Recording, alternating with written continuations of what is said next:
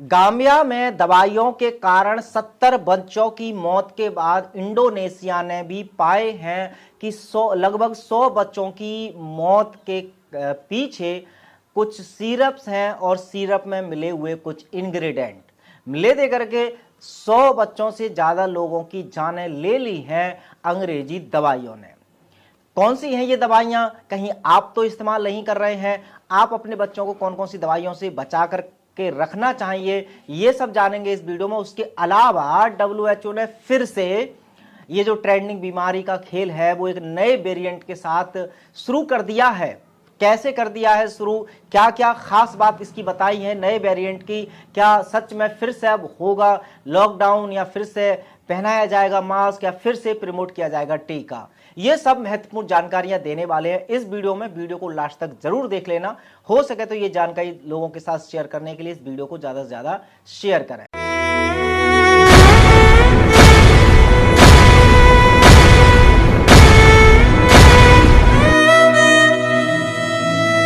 नमस्कार, मैं हूं सुमित आजाद और अवेकन भारत की इस नई वीडियो में आपका फिर से बहुत बहुत स्वागत है। दोस्तों, जैसा कि आपने कुछ टाइम पहले देखा, हमने भी अपने ग्लोबल न्यूज पर खबर चलाई थी कि अभी गाम्बिया में जो भारत में सोनीपत में एक कंपनी बनाती है कुछ सिरप बच्चों के, उन सिरप के कारण 70 के आसपास बच्चों की जानें चली गई और उसका कारण थी वो सिरप, उनको तुरंत बैन कर दिया गया।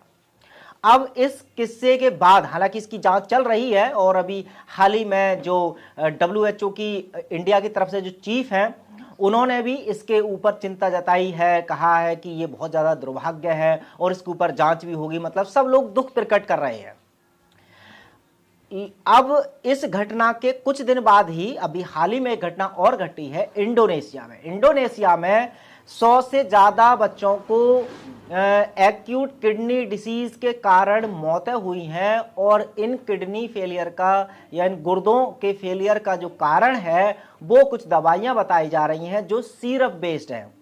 इनमें कुछ केमिकल्स हैं जिनके बारे में बताया गया है कि डायथिलीन ग्लाइकोल और एथिलीन ग्लाइकोल,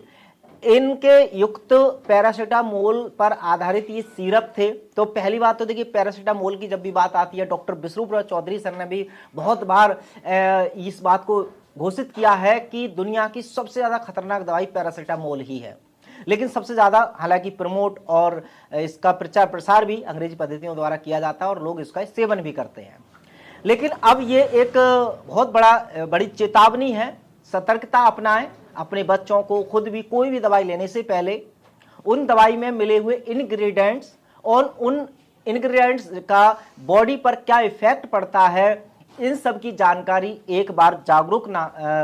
साथी होने के नाते आप एक बार जरूर कर लें, क्योंकि समाधान केवल जागरूकता है। अदरवाइज अगर इन संस्थाओं को, सरकारों को अगर सच में चिंता होती, यदि आप इनके भरोसे हैं कि अच्छी अच्छी दवाइयां ही मार्केट में आती हैं, अगर कोई नुकसानदायक दवा होती है तो उनको बैन कर दिया जाता है और वो मार्केट में आती नहीं है, तो ऐसा नहीं है। जिन दवाइयों की वजह से इन बच्चों की जानें गई हैं, इन दवाइयों की भी जांच पहले से सरकार ने, संस्थाओं ने की होगी, लेकिन फिर भी आधी अधूरी जांच के बाद ये बिना एविडेंस के साथ मार्केट में कोई भी दवाई ले आते हैं और पहले कहते हैं कि ये हर किसी के लिए बहुत ही ज्यादा सुरक्षित है, बहुत ज्यादा सेफ है, लेकिन जब उसके दुष्प्रभाव देखने को मिलते हैं तब ये खेद प्रकट कर देते हैं। लेकिन क्या जिन लोगों की दवाइयों के कारण गई है जान, क्या उनका खेद प्रकट करने से भरपाई हो सकती है? बेशक आप कहेंगे नहीं। तो ऐसे में यदि आप अपने बच्चों को, खुद को एटलीस्ट दवाइयों से जितना दूर रख सके उतना रखिए। अगर फिर भी मजबूरी में कोई दवाई लेनी पड़ रही है किसी भी पद्धति की, तो उस दवाई के इंग्रेडिएंट्स, जिस भी डॉक्टर से आप दवाई ले रहे हैं उससे पूछिए कि ये जो दवाई है इसमें क्या क्या मिला है, हमारी बॉडी पर कैसे इफेक्ट डालता है। इन सब जानकारियों के बाद ही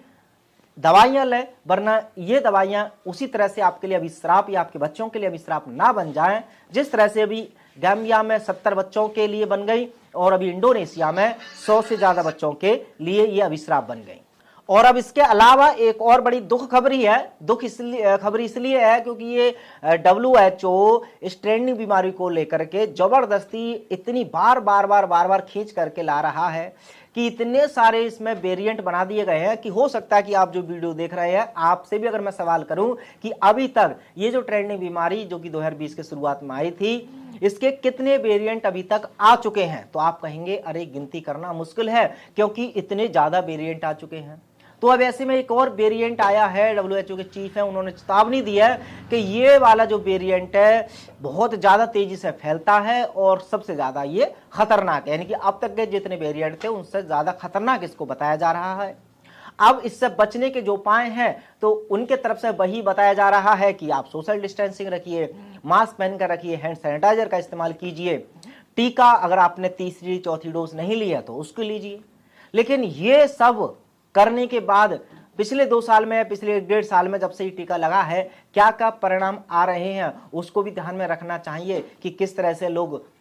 नाचते नाचते गिर रहे हैं, खेलते खेलते गिर रहे हैं, हार्ट अटैक आ रहे हैं जिम करते करते, लेकिन ऐसी घटनाएं पहले देखने को नहीं मिली थी। तो क्या अब ये ट्रेंडिंग बीमारी से बचने के चक्कर में अपनाए गए प्रोटोकॉल का नतीजा है कि लोग खड़े खड़े गिर रहे हैं? तो अब फिलहाल WHO ने अपनी तरफ से स्टार्टिंग कर दी है, लेकिन हमें और आपको ये जिम्मेदारी से के साथ लोगों को जागरूक करना होगा कि बीमारी के नाम पर जो खेल, जो व्यापार बड़ी बड़ी संस्थाएं रच रही हैं,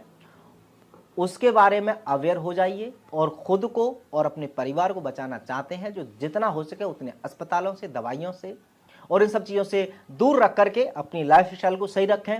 और किसी भी तरीके से इनका जो डर का व्यापार अब ये टीवी या चैनल के माध्यम से फैलाने वाले हैं, इनके चक्कर में ना करके खुद की इम्यूनिटी पर विश्वास रखें, अपने बच्चों का ख्याल रखें, अपने परिवार का ख्याल रखें और इन सब षड्यंत्रों की जानकारी समय समय पर लेते रहें ताकि इन षड्यंत्रों की जाल में आप ना फंसे। चलिए, और भी जानकारी के लिए चैनल को सब्सक्राइब नहीं किया तो कर लीजिए। मिलते हैं अगली वीडियो में और किसी जानकारी के साथ, तब तक अपना ख्याल रखें। जय हिंद।